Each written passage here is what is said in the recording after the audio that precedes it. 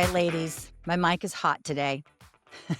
And I'm dialed in on a topic that I am super passionate about right now because I'm tired of walking into rooms or being on Zoom calls or being at meetings with charity events or community events. And the women who are supposed to be leading are tripping over their words with apology. Every time they try to ask a question or they're curious or they want to object to something, the first thing out of their mouth is an apology. I'm sorry, but, oh, this might not be the right time, but, and listen, ladies, your apologies are showing up louder than your leadership in those moments. And it's time we change that because we've all been there. We've all been in those rooms where we're not really sure about how we're showing up or about how to bring up that difficult topic. And we default to the way that we were raised and conditioned. Now, the guys in the room default to the same thing, the way that they were raised and conditioned. And they speak up and they step in. And if they step on toes, they'll work it out, but they don't apologize. Now, I'm not saying that you're going to go in and be bullish in the room. That's not us either. But certainly, the strength is not apologizing when you want to ask a question, when you want to object, when you want to be a conscientious objector at that to something that's happening in the room. Your power move is to speak up, step in, and stop apologizing.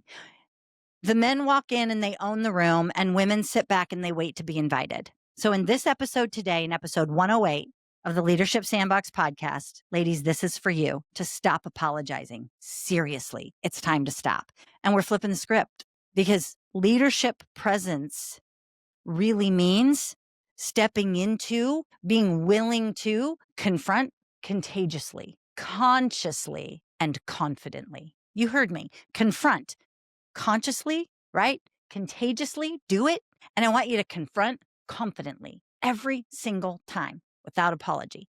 So we're going to walk through how we do that, but we're going to walk through the stats. I'm just going to give you some things right here. I've got it on my screen. So if you see my eyes shifting with my fancy new background and my palm tree coming out of my head, hello. I'm going to teach you some things about how you're going to stop apologizing and start commanding.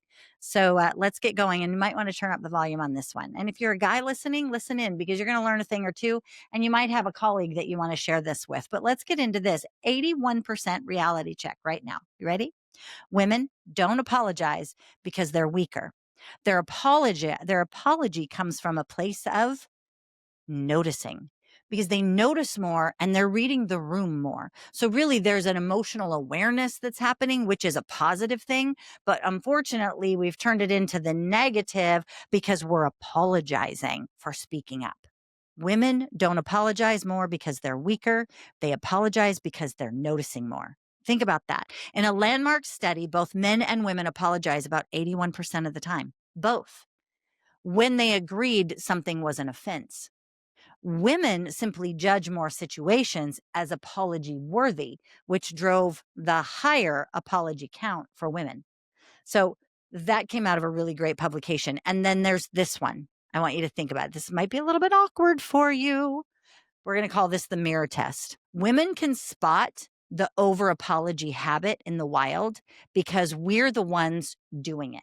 So I guess because it annoys me so greatly, I must be actually apologizing. But I think I'm more of a recovering apologetic than I am right out of the gate. I don't apologize when I have a question. I don't apologize when I want to interrupt something in a room.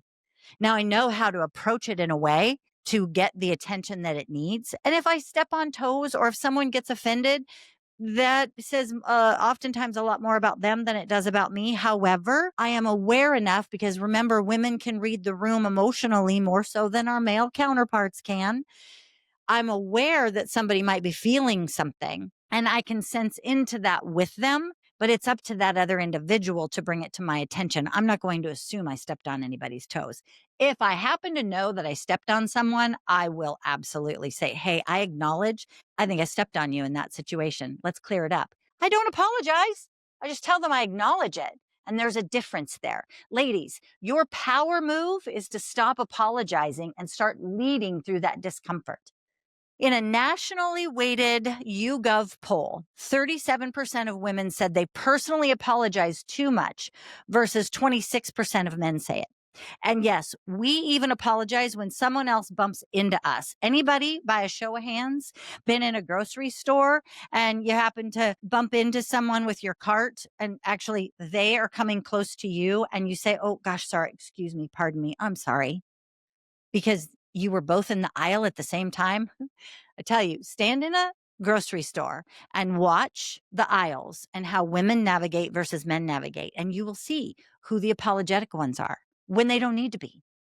So when someone else bumps into women, right, we say sorry, where men don't. The majority of women do, less men do in those scenarios. Here's the cost of what happens when you're over apologizing. You're softening your voice. The extra I'm sorry teaches the room to doubt you because you're doubting you. So if you want to be taken seriously, ladies, and I know that you do, let's start with stop apologizing. And there's a very easy way to actually do that. When you want to start something and you want to start a conversation and you go into that, oh, I know we're almost out of time. Oh, gosh, I know the meeting's coming to a close, but you just apologized before you had your mic drop moment. So stop it, reframe it. Hey, one last thing before we adjourn. Hold a minute. I want to bring up something before we run out of time. I'm not apologizing. I'm stating I'm aware we're almost out of time, but I want to bring up my one thing. When you go at it with an apology, people now know you're doubting yourself. So how much credibility are you actually taking off the table, taking away from you because you're not showing up convicted and strong with your voice and what you want to say? Listen, it's time to stop donating your credibility with unnecessary apologies. Save the sorries for real harm. The I apologize, or I acknowledge that might have hurt you, or I acknowledge that was very bold. Let's talk about how you feel about that. I'm still not going to probably apologize unless I truly, really did offend someone. And if I unknowingly did it, I'm going to thank them for bringing it to my attention and ask them how we can make it different for them moving forward so that the next time I'm bold in a conversation, they don't feel stepped on. I'm not going to apologize for being bold. Too many times, ladies, you're apologizing for being direct, confident, bold, clear, for being right.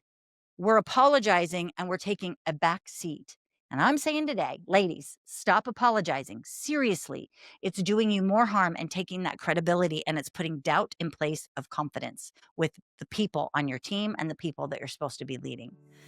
So that's my rant for this week in the Sandbox, ladies. And guys, you're probably going to get one next week. But ladies, stop apologizing. Start leading with conviction, with confidence, with clarity, man, with connection to your purpose of what you want to accomplish in every single conversation. Stop apologizing. You're better than that.